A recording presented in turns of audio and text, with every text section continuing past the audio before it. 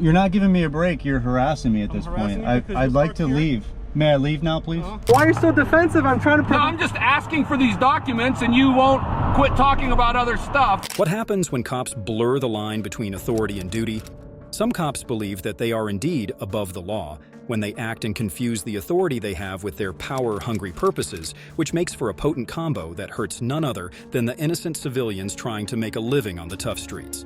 But what happens when these corrupt cops face a person who knows their rights and enforces them? Let's find out together.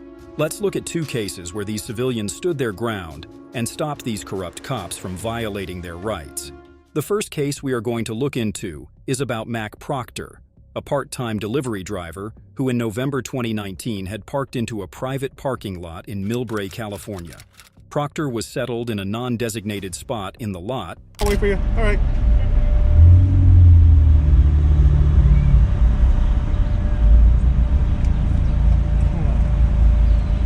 When the source of trouble, Officer Cordova, from the San Francisco Canine Unit approached him and began harassing Proctor about an alleged parking ticket. Proctor's knowledge of his Miranda rights would help him get the upper hand on this cop. As soon as Cordova approaches the vehicle and starts quizzing him, Proctor replies with this, Everything okay? Do I need to answer any of your questions? You don't have to answer anything. Okay. Mac then tells the cop to just do his job so he can go. Lucky you stand here all day. I get paid either way. Can you go ahead and finish your job so I can carry on? What's it with the anger, dude? I'm not angry. You're not angry? You always talk to everybody like that? I'm not angry. Oh, okay. I just want you to go ahead and wrap things up, please. Okay. All right, well, you know, I'll give you a break on it, but you know what I'm saying? This isn't a parking spot, okay, dude? The cop then tries to get Mac to react in some manner so he can justify his behavior. The cop, clearly annoyed with Mac for not reacting or lashing out, tries to further antagonize him. When Mac asks the cop if he can leave, the cop doesn't give a straight answer. Mac understands then he's going to be detained and proceeds as such. You're not giving me a break. You're harassing me at this point. I'd like to leave. May I leave now, please? Well, do you understand? Am I being detained? Yes, you are. Okay. I'd like to leave. May I leave now, please? Mr. Proctor, would you like to leave? Do I need to answer any more of your questions? Hello, no. As you can see, the cop tries to spin the situation and make it seem like he wants to let Mac go, but since he isn't cooperating, he's detaining him. Mac tries to get out by asking the cop just to write him a ticket and let him go. The cop gets a traffic cop to come over using his radio.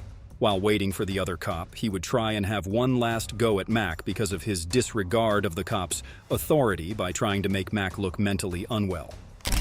Do I need to answer your questions? You don't have to answer anything. I'm concerned about your well-being. Is there something wrong? Do I need to answer any of your questions? Well, yeah, if there's something wrong, it would be nice, yeah. Do I need to answer any of your questions? You don't have to talk to me. I'm just saying. I'm just concerned about your well-being. That's all I'm saying. When the cop understands that his games won't work against Mac, he finally gives up and leaves Mac alone. Everything's cool, all right? We're blocking traffic here to your stuff. All right, hopefully you have a good day. Everything works out for you, all right? Am I free to leave now? Yes, you are. Could you please step away from the vehicle? Yes, I will. You have a good day. And if you thought that cop was stubborn, you should wait till you see the next one. Meet YouTuber and car enthusiast, Stig's Persian cousin, who is known for his passion for fast automobiles and testing it in foreign countries. Stig's encounter with the naive officer would begin when he got pulled over for not driving without a license plate, since it constitutes an offense. But he would be in the clear as he had all the documentation necessary to be committing what would otherwise be a felony. Hello.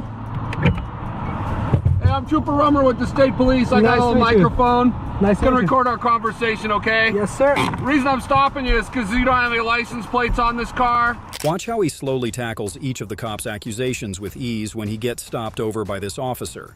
The cop begins to interrupt him as he tries and explain his situation. Any reason for that? I'm from Dubai. It's my license plate right there.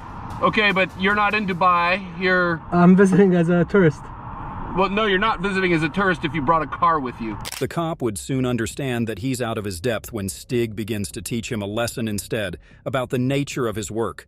When Stig sees the confusion on the poor dude's face, he tries to ease the situation by saying, "It's really confusing. to which the cop obstinately denies and begins to demand a permit and his license.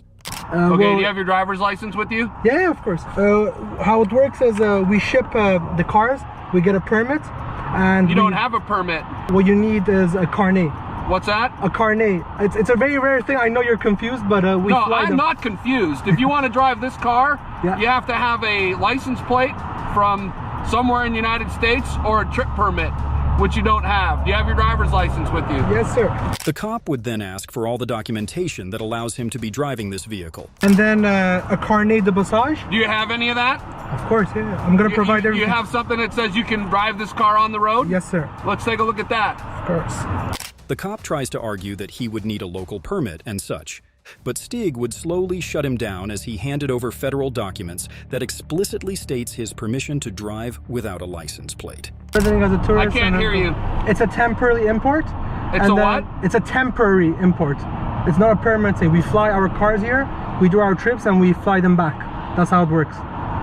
Okay. you Let me see what you have that says you can drive it on the road in Oregon. You understand in a second. Pardon me? You're gonna understand in a second. I'm pretty sure I know what I'm talking about right now. So this is my permit. It's an international federal agreement. Okay. And I'm gonna provide you with a driver's license in a second. Do you have your insurance with you? Yes, sir.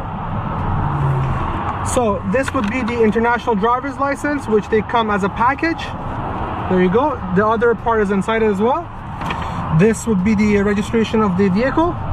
What is this? The registration of the vehicle. Okay.